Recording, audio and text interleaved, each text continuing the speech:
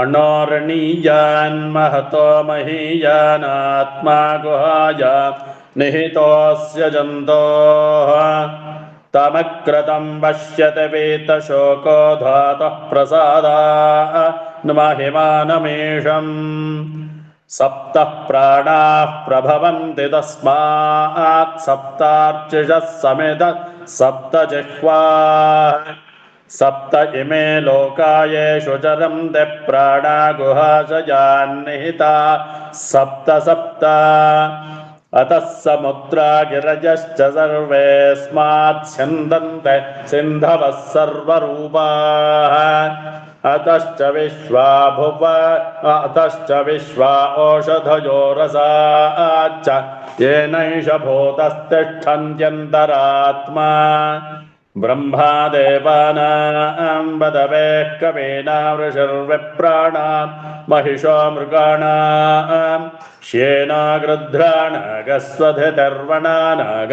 सोमः पवित्रमत्येतरे भन्ने अजामेकान् लाहितशक्लकृष्णां बह्वीं प्रजां जनयन्ति गांसरूपाम्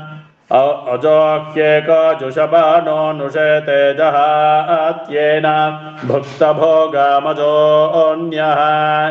हगंसश्चषद्वसुरन्तरिक्षसद्धोता वेदिष दतेथर्दुरोणसते नृषद्वरसधृतसद्व्योमसदब्जा ओजा रतजा अद्रिजा ऋतं बृहते घृतं मिमिक्षरे घृतमस्य यो निर्घृते स्थितो घृतमुपस्य धाम अनुष्वधमावहमादयस्व स्वाकृत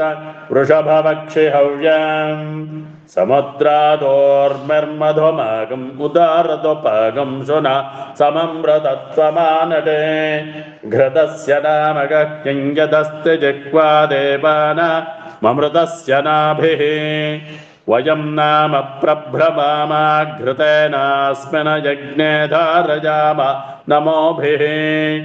उपब्रह्माष्टुनवच्छस्य बाणं चतुःशृङ्गोपमेद्गौर एतते चत्वारि शृङ्गात्रयो अस्य पादाद्वे शीर्षे सप्तहस्तासो अस्य त्रिधा बद्धो वृषभोरोरवेति महोदेव मर्त्यागम् आविवेश त्रिधा हितं वनभिर्गह्यबालिङ्गविदेवासो घृतमन्वविन्दन् इन्द्रयेकगं सोऽर्जयेकं जजानवेनादेकगस्वतज निष्टतक्षुः यो देवानां प्रथमं पुरस्ताद्विश्वाधिजो रुद्रो महर्षिः हिरण्यगर्भं पश्यत जायमानकं स नो देवः शुभजा स्मृत्याः संयुनक्तो यस्मात् परं नापरमस्ति किञ्चिद्यस्मान्नानीयो न ज्यायोऽस्ति कश्चित् वृक्ष इव स्तब्धो दिवि तिष्ठत्येकस्तेनेदं पूर्णं पुरुषेण सर्वम् न कर्मणा न प्रजया धनेन त्यागेनैके अमृतत्वमनशुः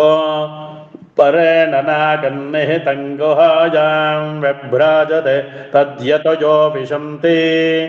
वेदान्तविज्ञानसनुश्चितार्थाः सन्न्यासयोगा यतयः शुद्धसत्त्वाः ते ब्रह्मलोके तु परान्तकाले परामृता परिमुच्यन्ते सर्वे दक्रं विपापं परमेष्मभूतं यत्पुण्डरीकं पुरमध्यसग्गस्थं तत्रापि दक्रं गगनं विशोकस्तस्मिन् यदन्तस्तदुपासितव्याम् यो वेदादौ स्वरः प्रोक्तो वेदान्ते च प्रतिष्ठितः तस्य प्रकृतिलीनस्य यः परः स महेश्वरः।